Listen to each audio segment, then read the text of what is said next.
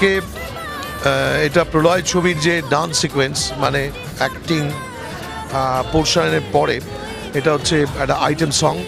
পূজা সে item girl, আমি item বয়, আমার ভাই এটা হচ্ছে রুদ্রনীল ঘোষ এই প্রলয় ছবিতে যে চরিত্রে অভিনয় করছে, শাশ্বত যে ডিটেকটিভ, এবং পরান্দা।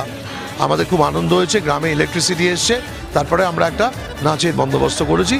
সেইটার সিকোয়েন্স, সেই আইটেম সংটার শুটিং এই 3 দিন ধরে হচ্ছিল। ভুল কথা বলছে, এটা ইলেকট্রিসিটি আসেনি না, তোমার ভাই ছাড়া পেয়েছে ইয়ে থেকে।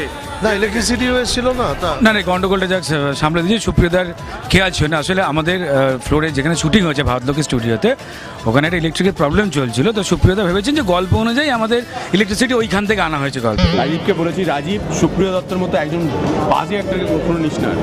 তোর ওখানে ডেট দিয়েছে, আমার এখানে ডেট দিয়েছে, রাইটার বিল্ডিও ডেট দিয়েছে। আর এই রাজ আর রাজীব নিয়ে যা রাজনীতি চলছে এখানে বলার কথা না।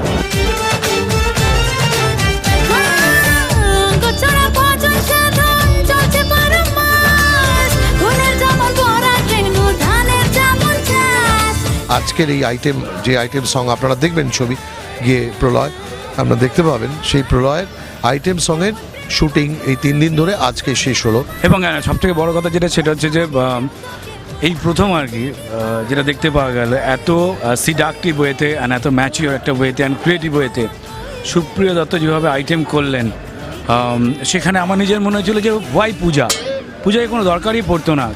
মানে এই যে লাচক, সেখানে পূজা পর্যন্ত আমি জানি যে বাইরে খবর রয়েছে যে পূজা রাজ চক্রবর্তীকে বলেছে যে পরের যে ছবিগুলো রয়েছে একটু তোমার সঙ্গে কথা বলে দিতে, যে রিয়েলি ডান্স স্টেপগুলো কী হয় সেটা তোমার থেকে পূজা নাকি জানবে। আমি 3 দিন ধরে নাচ করে খুব ক্লান্ত হয়ে গেছি, সেজন্য আমাকে একদম মানে স্ট্রেস বাস্টার দিচ্ছে সুপ্রিয়দা আর রুদ্রনীল।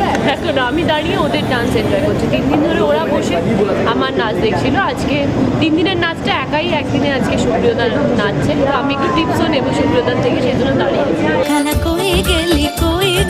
কই গেলি দেখা দিতে আয়, ডুবেছে রাই প্রেম যমুনায়। কালা কই গেলি দেখা দিতে আয়। যেটা আমার পয়েন্ট সেটা হচ্ছে যে অভিনয়ের যে পোর্শন, যেখানে অভিনেতাকে অভিনয় করতে হয় শব্দ দিয়ে, শরীর দিয়ে, চোখ দিয়ে, গাল দিয়ে, সেটা একটা আলাদা বিষয়। এটা গাল দিয়ে, সেটা একটা আলাদা বিষয়।